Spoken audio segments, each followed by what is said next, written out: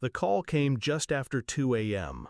Not from my wife, not from the embassy, from my daughter. Her voice was trembling, fragile. She never called me like this, never needed to. "Dad, she left. I don't know where I am. They took my passport."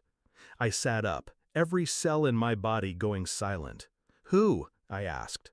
Her answer was the one name I prayed I'd never hear again in a sentence like this. Her mother. There was shouting in the background, foreign, aggressive. I asked for coordinates. She sobbed something I didn't recognize, but I remembered she was supposed to be on a girls' trip with her mom and half-sister, one I was intentionally excluded from. Then came the second blow. My wife's voice on speaker in the background, laughing. "That was hilarious," she said.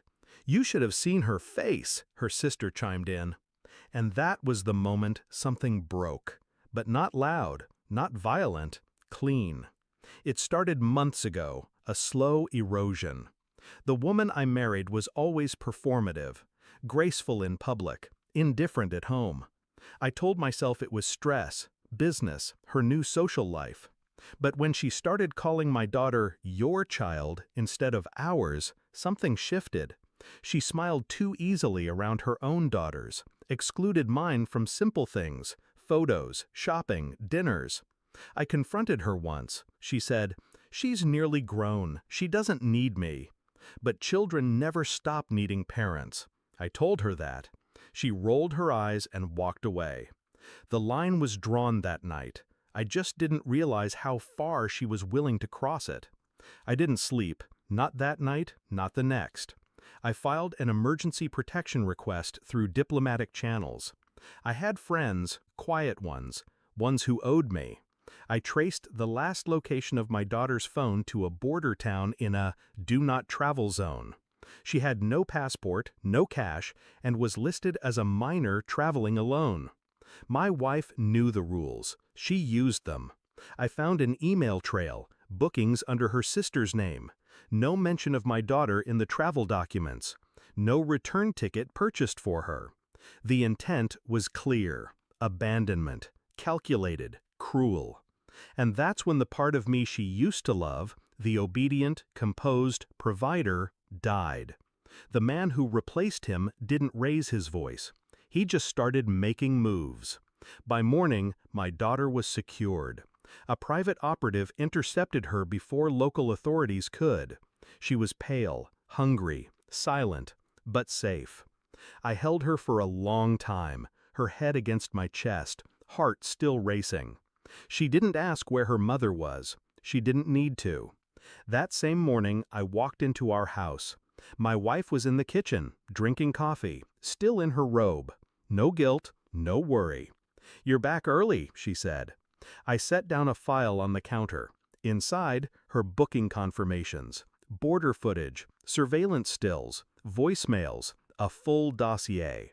She flipped through it with fake calm. By the third page, her hand shook. "Where is she?" she asked. I didn't answer. I didn't need to.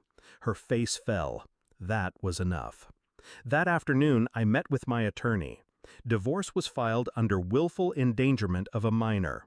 All assets frozen, trusts revoked. Her business, financed by me, was audited by week's end. Turns out, her sister was listed as co-owner. Tax fraud made that easier.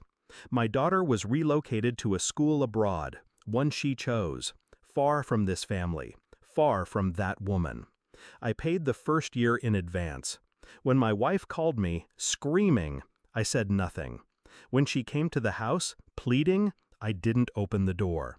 She left a letter in the mailbox, 4 pages, tears, blame, regret.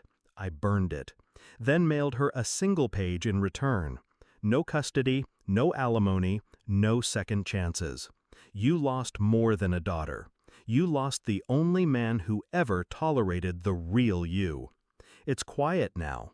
The kind of quiet that doesn't echo with footsteps or arguments or forced laughter. Just peace. I still see my daughter on weekends.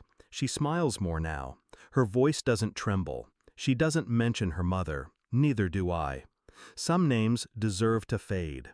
Some wounds become wisdom. I don't hate her anymore. She's just irrelevant. And what she called a joke became the reason she lost everything. Because I didn't react with rage, I responded with removal. And now, she's the one without a way home.